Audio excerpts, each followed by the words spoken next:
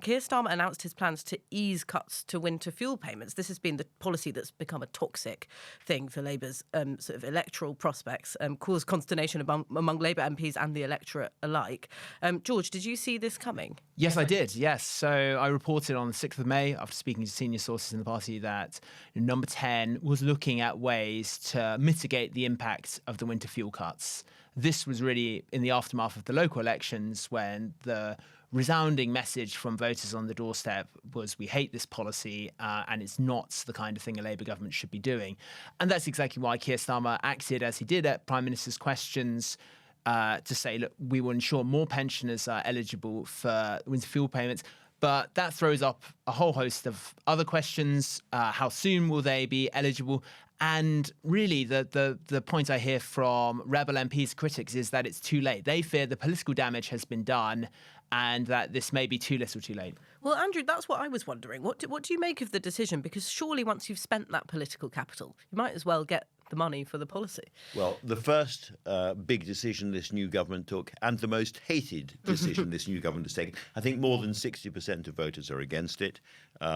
And it didn't raise very, very much money compared to the famous £20 billion black hole, somewhere between 750 and 1.5 billion, depending on how you look at it. So, yeah, I think it was terrible politics from the word go. I think George is absolutely right. A lot of the damage has already been done. However, the ear bashing that Labour MPs and Labour activists got on the doorstep right across the country in the local elections was so intense that they came back to Westminster feeling there was no alternative but to turn tail on this policy. I think the really big question, the Treasury are suggesting that we won't get the details, we won't get the full picture until the autumn budget in October. Does that leave time for pensioners to get the extra money in their pockets this winter, particularly if it's a cold winter? If it doesn't, then I think this could be even worse than saying nothing.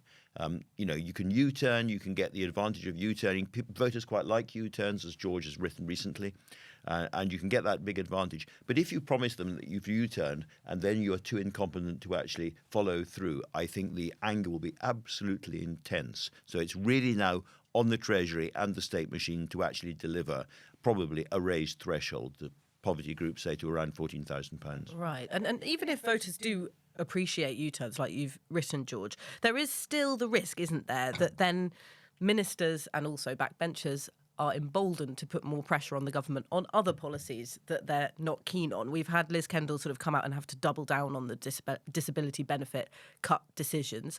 And also when I spoke to Gordon Brown in a podcast interview coming out tomorrow, he's quite strongly worded about the 2-child limit. He called it cruel.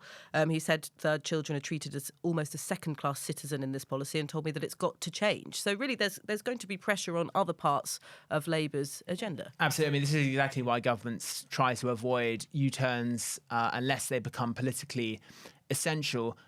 I think it's very hard not to see movement on the benefit cuts, at least reducing the number of people who would be pushed into poverty. Very awkward for Rachel Reeves, though.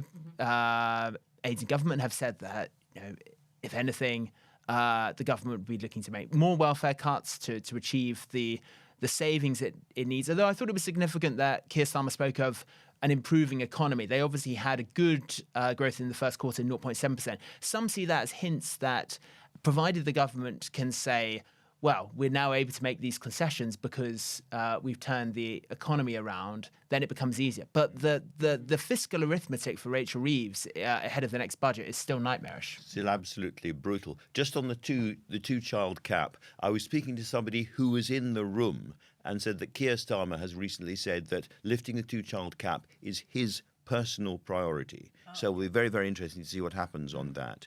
I think on the PIPs payment, the evidence of, people with, older people in particular, with arthritis, with very, very bad long-term conditions, having PIPs removed from them is going to be potentially the next winter fuel allowance row. I think it's really, really difficult. But all of this is coming alongside, I think George is absolutely right, what we're going to see is a new narrative. And the new narrative is we have got economic growth. It's starting to happen. Those trade deals are starting to feed through. In this more benign, happier world, we can be a little bit more generous. And George, just lastly, you talked about awkwardness for Rachel Reeves. We have had something slip out of Angela Rayner's department about the need to raise taxes. Can you just tell us a bit about what that was? Yes, so this was a memo that Angela Rayner sent to Rachel Reeves in mid-March proposing 8 tax rises, revealed in the Daily Telegraph this week. I mean, why is that significant? I mean, tax is not in Angela Rayner's brief,